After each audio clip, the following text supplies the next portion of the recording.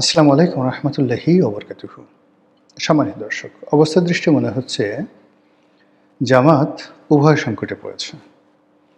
আমরা যেটা প্রচলিত বা কথ্য বাংলা সেখানে বলে থাকি মাইন্ড কেয়ার চিপায় পড়ে গেছে। আরও স্পষ্টভাবে যদি আপনি কথ্য ভাষা প্রয়োগ করেন তাহলে আপনি বলতে পারেন যে জামাত ফাটা বাঁশে আটকা পড়ে গেছে। অনেকে ফাটা বাঁশে কীভাবে আটকা পড়ে, কোন অঙ্গ প্রত্যঙ্গ আটকা পড়ে সেটা তারা বলতে পারেন, কিন্তু এই দুটো শব্দ আমাদের দেশে খুবই জনপ্রিয়। এই কারণে কি হচ্ছে, সরকারের যে হানিমুন পিরিয়ড চলছে সরকারের, এই হানিমুন পিরিয়ডের মধ্যে জামাত তাদের বিভিন্ন সেক্টরে তাদের শক্তি বৃদ্ধি করতে চাচ্ছে। কারণটা হলো যে জামাত জানে যে তারা যদি শক্তি বৃদ্ধি না করে এবং সরকারকে চাপের মধ্যে রাখতে না পারে এবং নিজেদের যে আধিপত্য, সেই আধিপত্য যদি তারা বজায় রাখতে না পারে, তাহলে এই দিন থাকবে না। সামনে যেভাবে সরকার এগোচ্ছে, অর্থাৎ ১/১১ কুশীলবদের বিচার হচ্ছে।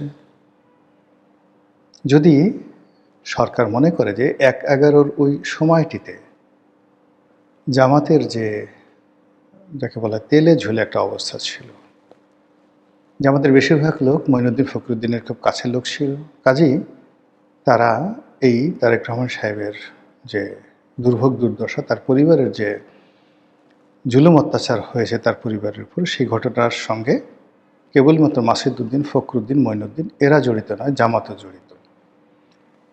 তো মানুষ হয় কি, যে কোনো একটা কাজ করতে করতে মানুষ বাড়তে থাকে। সরকার যে কাজগুলো শুরু করেছে সেই কাজগুলো কমার কোনো সম্ভাবনা, এগুলো বাড়তে থাকবে। তারা ১/১১ যারা কুশীলব তাদেরকে ধরছে। ১/১১ পরবর্তী ইলেকশন কমিশনে যে সকল ফরজারি হয়েছে, যে সকল ইলেকশন কমিশনার যারা বিএনপির অফিসে তালা ভাঙতে গেছে তাদেরকে ধরেছে বা ধরবে। তারপর ওই ২০০৮ সালের নির্বাচনে যারা ইলেকশন ম্যানিপুলেট করেছে তাদেরকে ধরবে এবং এইভাবে তারা আগাতে আগাতে তাদের যে এগুনোর যে ইনস্ট্রুমেন্টগুলো, মেশিনারিজগুলো রয়েছে, এগুলো যে তারা জামাতের দিকে প্রসারিত করবেন এই গ্যারান্টি জামাতকে কে দেবে? এই গেল এক। ২ নম্বর হলো যে সেই ২০২১ সন থেকেই বা ২০২০ সন থেকেই জামাতের সঙ্গে বিএনপির দূরত্ব তৈরি হচ্ছে প্রকাশ্যে। আর ২০১৬-১৭ সন থেকেই জামাতের সঙ্গে বিএনপির পরোক্ষভাবে দূরত্ব তৈরি হয়, যদিও ২০১৮ সালে তারা একত্রে নির্বাচন করেছে জোটগতভাবে, কিন্তু আলটিমেটলি কেউ কাউকে বিশ্বাস করছিল না, কেউ কাউকে শ্রদ্ধা করছিল না। ওই সময়টাতে জামাতের নেতৃত্বে এলডিপি, কর্নেল ওলি, তারপর বি চৌধুরী থেকে শুরু করে আরও অনেকেই দেখা গেল তারা একটা ভিন্ন সমঝোতায় পৌঁছে গিয়েছিল। এবং ২০১৮ সালের নির্বাচনে আওয়ামী লীগের হাতে ধরা খাওয়ার পর বিএনপির সঙ্গে জামাতের যে সম্পর্ক, এলডিপির সাথে সম্পর্ক, এমনকি আন্দালিব রহমান পার্থর সাথে যে সম্পর্ক, এটিও নষ্ট হয়ে যায়।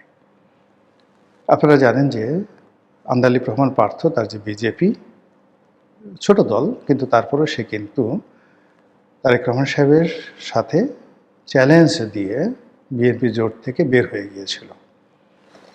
কেন বের হয়ে গিয়েছিল? সে তখন তার দাবি ছিল যে এই নির্বাচনে আমরা অংশগ্রহণ করেছি, আমাদের সাথে চিটিং করা হয়েছে, এই নির্বাচনের যে ফলাফল অবৈধ, এই ফলাফল মেনে কেন বিএনপির যারা সংসদ সদস্য তারা শপথ নিলেন এবং তারা গেলেন, এই অভিযোগ তুলে তিনি সেখান থেকে চলে গেছেন।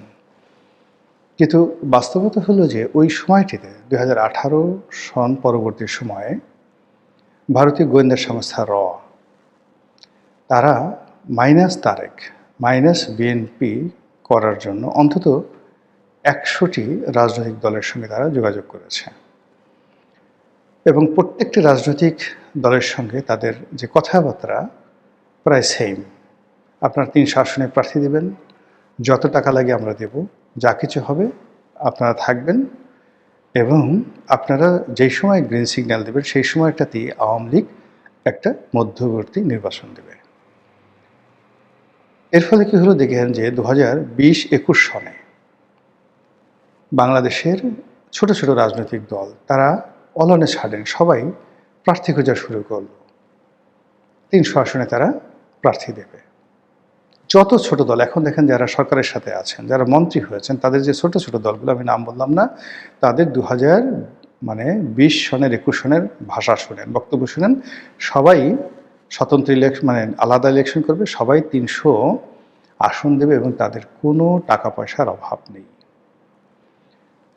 পরবর্তীতে মানে এই গোয়েন্দা সংস্থাগুলো আসলে ছোট ছোট যাকে বলা হয় ফান্ড দেয়, খুব অল্প ফান্ড দেয় আর লোভ দেখায় বড় বড়। ফলে যারা রয়ের সাথে ওই সময়টাতে যোগাযোগ রক্ষা করেছেন প্রায় সবাই প্রতারিত হন, ফলে আবার তারা করে কি, অনেকেই বিএনপির কাছে ফিরে আসার চেষ্টা করে, আবার কেউ এমন অবস্থা করে ফেলে বিএনপির কাছে আর তারা ফিরে আসতে পারে না। ঠিক ওই সময়টিতে যারা রয়ের খপ্পরে পড়েছিলেন তারা মোরালের সবাই কিন্তু শেখ হাসিনার সঙ্গে, আওয়ামী লীগের সঙ্গে তাদের একটা যোগাযোগ স্থাপিত হয়ে গিয়েছিল এবং একটা সমঝোতার নির্বাচন, কেবলমাত্র বিএনপি ছাড়া সকল রাজনৈতিক দল সেই আসবে এবং সারা দুনিয়াকে শেখ হাসিনা দেখাবেন যে একটা অংশগ্রহণমূলক নির্বাচন হচ্ছে যেখানে কেবলমাত্র বিএনপি নেই। এইরকম একটা মাস্টার প্ল্যান, ব্লু প্রিন্ট এগোচ্ছিল পুরো সময়টা জুড়ে। তো এর প্রেক্ষিতে যেটি হলো, আমেরিকাও কিন্তু বসেছিল। তারা ওই যে দেখেন না যে আমেরিকার যারা কয়েকগুলো এজেন্ট, নিজেদেরকে সিআই এজেন্ট দাবি করতো, মিয়া আরেফি থেকে শুরু করে আরও অনেকে, তারপর ওই যে আরেকটা ধরা পড়েছে ইউনুসের জামানাতে আরেকটা আউট, এরা কিন্তু আসলে মানে বাংলাদেশের অনেক লোকেরই মান নষ্ট করেছে। এরা একাধিকবার সিঙ্গাপুরে বৈঠক করেছে, দুবাই বৈঠক করেছে, ব্যাংককে বৈঠক করেছে এবং বাংলাদেশ থেকে অন্তত পক্ষে 30, 40, 50 জন, 100 জন বিভিন্ন রাজনৈতিক দলের শীর্ষ নেতা, এমনকি বিএনপির অনেক নেতা সেখানে অংশগ্রহণ করেছেন। তো এই অংশগ্রহণ করেছেন এবং তাদের সবাইকে কাউকে মন্ত্রী বানাবে, কাউকে এমপি বানাবে, কাউকে প্রধানমন্ত্রী বানাবে এবং সেই প্রধানমন্ত্রীর তালিকায় অন্তত 5-6 জন ছোট ছোট রাজনৈতিক দলের প্রধান, তারা নিজেদেরকে প্রধানমন্ত্রী, ভবিষ্যৎ প্রধানমন্ত্রী হিসেবে ঘোষণাও করে দিয়েছিলেন। এবং একই দলের মধ্যে দেখা গেল 2 জন প্রধানমন্ত্রী। ছোট্ট একটা দল, যে দলে 20-25 জন বা 50 জনের বেশি কর্মীও নাই, নেতাও নাই, সব মিলে 50 জন।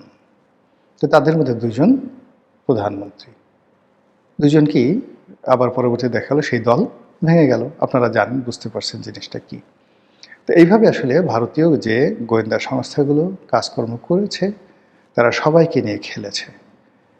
তো খেলার ফলে কি হলো, ছোট ছোট যে সকল রাজনৈতিক দল তারা যখন দেখলো যে না, আমরা আসলে ডিজিএফআই দ্বারা আসলে সাস্টেন করতে পারছি না, আওয়ামী লীগের উপর ভরসা করা যাচ্ছে না, বা যেভাবে সেই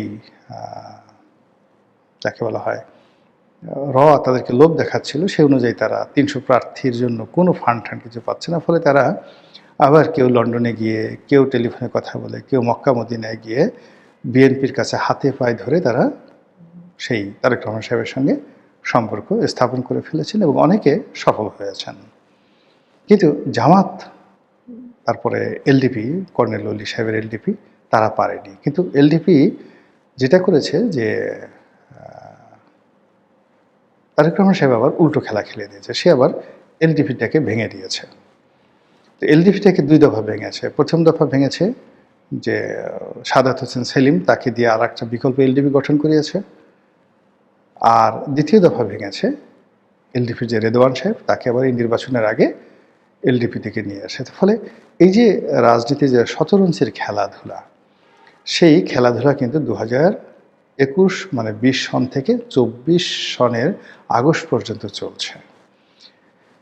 এই সময়টিতে আমি যতটুকু একজন পর্যবেক্ষক হিসেবে দেখেছি, একজন সিঙ্গেল লোক বিএনপির নেই যে কিনা প্রথম থেকে শেষ পর্যন্ত, অর্থাৎ 2006 থেকে শেষ পর্যন্ত ব্যক্তিগতভাবে সৎ থেকে দলের প্রতি অনুগত থেকে তারেক রহমান সাহেবকে ভালোবেসে তার সঙ্গে কারো এজেন্ট না হয়ে যোগাযোগ করেছেন, তার সঙ্গে থেকেছেন।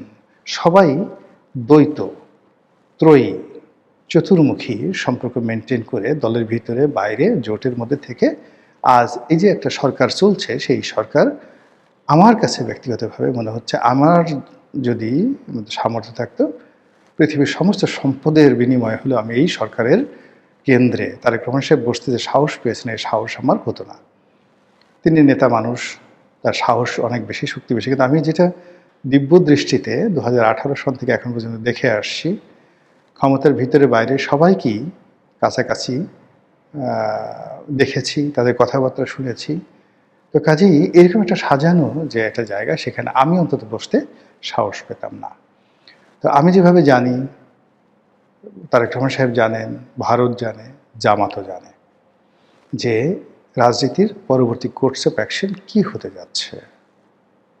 সেই অর্থে বিএনপি সর্বোচ্চ চেষ্টা করবে তাদের শক্তিমত্তা অর্জন করার জন্য, জামাতকে নির্বিষ করার জন্য। এবং জামাত সেই 2018 নয়, 2016 সন থেকে তাদের সঙ্গে যে কর্মকাণ্ডগুলো করেছে, তার প্রতিটি জিনিস পাই পাই করে তাদের কাছ থেকে আদায় করার জন্য। জামাত এটা জানে। জামাত এটা জানার কারণে কি করছে, জামাত গত 17 মাসে প্রাণান্ত চেষ্টা করেছিল যে কোনো মূল্যে তারা ক্ষমতায় আসবে। জান্নাতের টিকিট বিক্রি করা হোক, আমেরিকার বন্ধু হয়ে হোক, ভারতের বন্ধু হয়ে হোক, ডক্টর মোহাম্মদ ইউনূসকে এম্পাওয়ার্ড করে হোক, তারা বিএনপিকে দ্বিতীয় বা তৃতীয় রাজনৈতিক শক্তি হিসেবে রেখে তারা ক্ষমতার সেই এনসিপিকে দরকার হলে নাহিদকে প্রধানমন্ত্রী তারা বানাতে রাজি ছিল। নিজেরা বিরোধী দল হওয়ার, মানে দ্বিতীয় বৃহত্তম বিরোধী দল, মানে প্রথম বিরোধী দল আর দ্বিতীয় বৃহত্তম বিরোধী দল বিএনপিকে বানানোর জন্য তাদের চেষ্টা ছিল। অথবা তারা ক্ষমতায় আসবে, দ্বিতীয় বৃহত্তম দল হবে এনসিপি, তৃতীয় হবে বিএনপি, আর সর্বশেষ তারা চেষ্টা করেছিল বিএনপি, মানে এই নির্বাচনের আগে আগে তারা ক্ষমতায় যাবে, যে কোনো মূল্যে ক্ষমতায় যাবে, আর বিএনপি হবে প্রধান বিরোধী দল। তো নির্বাচনের পর তাদের সব প্রকল্প দেখা গেল যে ভেস্তে গেছে। বরং গত 17 মাসে তারা যে সকল কাজ করেছে পর্দার আড়ালে এবং পর্দার সম্মুখে, গোপন এবং প্রকাশ্যে, এই কাজগুলো বিএনপি মাইন্ড করেছে। তারেক রহমান সাহেব থেকে শুরু করে তার দলের যারা নেতাকর্মী রয়েছেন, সবাই তারা আত্মে ঘা অনুভব করছেন যে জামাতকে তারা এত সহযোগিতা করেছেন, যে জামাতকে তারা সৃষ্টির পর থেকে, মানে জামাতের দ্বিতীয় জন্ম জিয়াউর রহমানের 7ই নভেম্বরের পরে বিএনপি মনে করে, তো সেই জামাত তাদের সাথে এইরকম আচরণ করলো।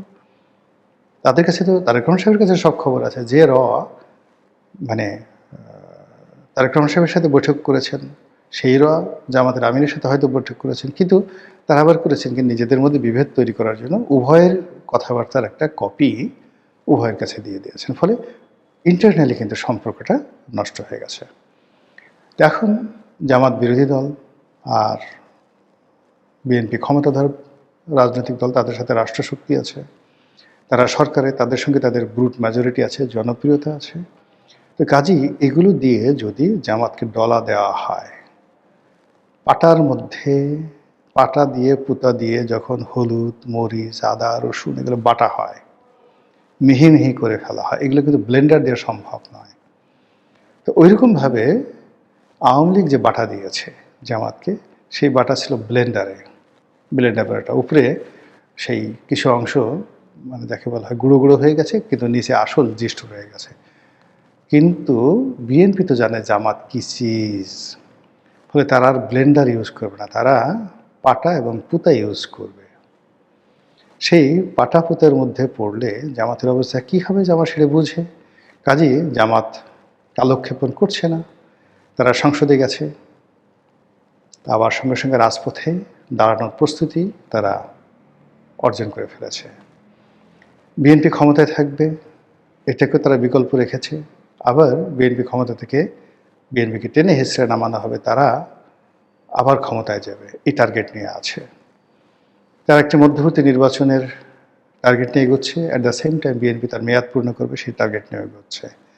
তো সব মিলিয়ে এই যে জামাতের যে লোকজন, তাদের যে কথাবার্তা, আচার আচরণ, আপনি যতই মিষ্টি মিষ্টি কথা শুনেন না কেন, তারা কিন্তু তাদের যে অভীষ্ট লক্ষ্য, সেই অভীষ্ট লক্ষ্যে তারা পৌঁছে গেছে।